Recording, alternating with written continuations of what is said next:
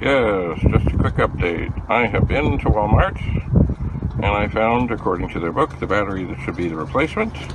And indeed, it looks very similar. It's not quite as long, but it looks to be that it will fit in there okay. And I'm not really concerned, because of course there's that little thing, the hold down thing, to hold the foot down. And then there's a strap that goes around it. So it should be secure. Anyway, the weather is still looking alright, so I'm thinking I will go home and do the swap. One other thing that I do like about this one is it does have places that I believe I could access if ever I want to add distilled water, and I'm not just sure if the other battery, which yes, originally was from Canadian Tire, it's an eliminator, but due to their excellent customer services, I have eliminated them from the picture. Onward. Well, hello. I am back at home. Just in time for the wind to pick up and the rain to come down. So I put the car back on my battery charger. And I will deal with the swapping of the battery later. I'm going to keep an eye, because I think the beginning of the storm is supposed to be, on and off, and then it's going to be pretty terrible and pretty windy and pretty awful, maybe even thunderstorms. But for the moment, it's time to go inside, stay dry. So, to be continued. Well, hello. It's now a couple of days later. We've had a lot of rain, so I haven't been able to install this, but the procedure should be pretty simple now that I have been able to remove the hold down foot thing. Now, both of these things on the battery, as well as the hold down foot thing, require a 10mm socket. On the terminal, they're quite easy to get at, and it should not be very difficult once I get them off to get the battery out. The other thing, I can't even see. It's down in there. I have released it, but, it's down there. So, what I am now going to do is to take my 10mm socket, and it must be 10mm. I did try various other sockets of a imperial measurement size, and they just wouldn't do. Not that there isn't one, I just couldn't find one amongst my tools. So, I am going to remove the terminals, pull out the battery, and get her done. So there is my 10mm wrench, which I have loosened the negative terminal, and I believe it is very important to remove the negative terminal first. Because I see up near the front of the battery there looks to be a ground connector, and it could possibly be something you might accidentally touch the positive terminal to. So anyway, I have loosened this, and then you might find it's a little stiff. You might have to wiggle it. You might have to take a screwdriver and put it in here. But anyway, once you get it wiggling and it's loose, it should come off. And that is what I suggest you do. Take it right off. So here's a shot of the wrench on the terminal, the positive terminal, and you see there is that thing behind it that it might look closer than it is, but I certainly wouldn't want to touch it and cause a short. Anyway, to loosen the battery, you pull the wrench towards you. Now, if I had a socket, this would go much easier. I could just keep going, but I don't have a ratchet thing available at this moment. So, I will wiggle it into position, I think, and then go again. Anyway, but that is the procedure to loosen the terminals. So I have now loosened the positive terminal, and if you look at it, you can see there is indeed a positive marking on it. The other dead giveaway that it is positive is that it's red. Anyway, once again, once you have it to that state, you should be able to give it a little wiggle, if that's what it needs, and take it off.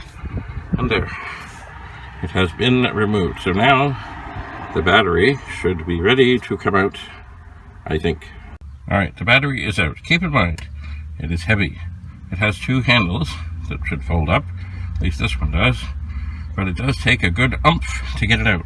The other thing you really have to be careful of is to make sure that you have all the wires completely out of the way. For example, when I first went to pull this out, it didn't want to come, and it ended up that this red wire that runs along to the terminal was kind of beside the battery and also jammed into the spare tire, and the battery didn't want to come. But when I moved that wire, it was good. In other words, it's a tight fit. This is the foot holder thing, 10 millimeters, the one that's hard to get at. I'm not sure how I'll be able to get it back in or on. If we go back and look over here, we will find that the replacement battery that I got, which the book said was the right one, is shorter than the other. That may give me a little more breathing room. I'm not sure. Anyway, time to put the new battery in. Well, hi. Interesting. I have the battery in, but it's not sitting nice, and it wants to rock. And I don't know why, so sadly, I think I need to take it back out, see what's going on. So, I have the battery back out, and I was looking to see if something had fallen in that would make it difficult for the battery to sit nice, and I don't see anything there, so I'm a little perplexed. I have run into another little issue. There's this drainage hose that is supposed to fit into a hole on the end of the battery. I really didn't look at it. I kind of forgot about that.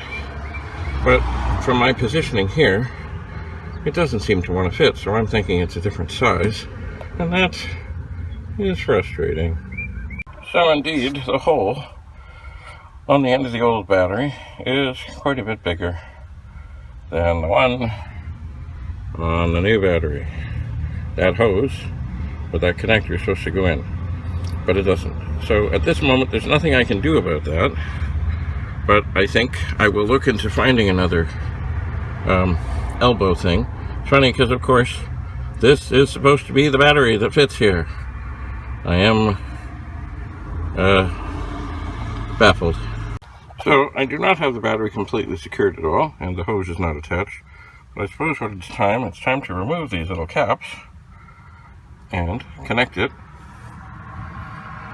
Black on the negative, red on the positive. They also have a little positive sign and a little negative sign. And connect the terminals and see if the car starts. Alright, so I folded the little handles down, and the terminal is bare. The terminal is bare. I will connect the positive first, followed by the negative. So there is the positive terminal on the battery. There is the negative terminal on the battery. A good sign is that I have seen the clock on the radio light up, which of course it was not when nothing was connected. So now I have to just tighten these things up and then see about that foothold thing down. I forgot one thing. Here is the positive terminal. Here is the negative terminal. I am not going to have the negative terminal attached while I tighten the positive, because I don't want to touch that bolt and have something bad happen. So as you can see, I have the wrench on. I have given it a couple of turns. I put it, remember, 10 millimeters. And this time, of course, you do it towards the front of the car. And you don't want to reef on it so badly that you break something, but you certainly want it to be snug and secure that if you were to grab it, it will not move. Alright, so we have the negative, we have the positive, we have my keys. If I push this little button on here and hold it, the car should start. If all is well. And, oh, there, it's beeping, it's happy, it started. So far so good. I still have to see about securing the battery. I'm going to turn the car off now with the same button. Onward. There is the little hold down foot, and it does seem that even though this battery is shorter, there's a hole for it. So I have the foot in position, Now the challenge will be to actually get the bolt in there.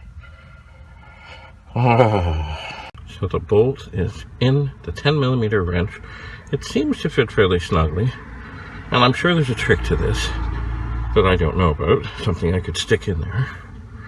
But I'm going to try to get this to go in the hole. I'm not going to film it because there could be cursing. Well, well, well, it's a bit of a miracle. The nut, bolt, whatever, did not fall out of the wrench. I was able to get it in. Now I just have to tighten it down. So I have the wrench on the bolt, and of course we turn to the right to tighten. We do. And, sorry about my hand, kind of hard to avoid there. And once again, I would say do it till it's good and snug. But, you know, people always say, oh yeah, just crank it till it snaps and back off half a turn.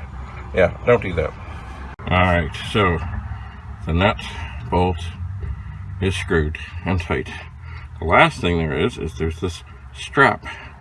And what you do with it is there's a little clip up here, it's just to hook it onto, and then pull it tight. It's kind of like a thing you'd use if you were traveling and you were tying things down. This may be a small thing, but I think it's an important thing. Do make sure that when you go to put the strap on, that you're not touching any of the wires or pulling on them. That could be bad. It could be.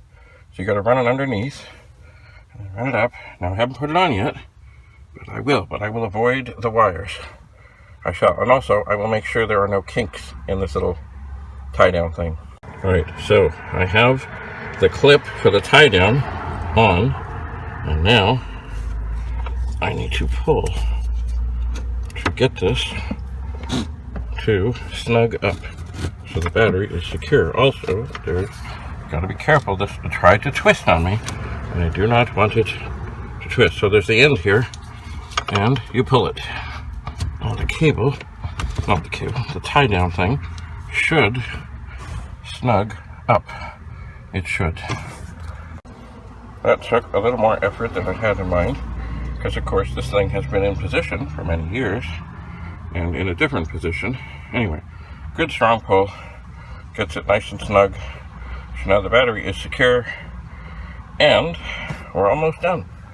Now there is this red cap, and it was on the previous battery, but one did not come with the new one, but I'm going to reuse it. There are holes here, and it goes in the holes, and I imagine what it's supposed to do is to protect anything from touching the hot terminal, which is the red one, of course, and this is red. So, thankfully, the red cover fits right into the holes nicely, unlike the drainage tube. And I left this wire where it was, running through the middle. I'm not sure why, but anyway, that's where it is, so that's where I'll leave it. And shaboom!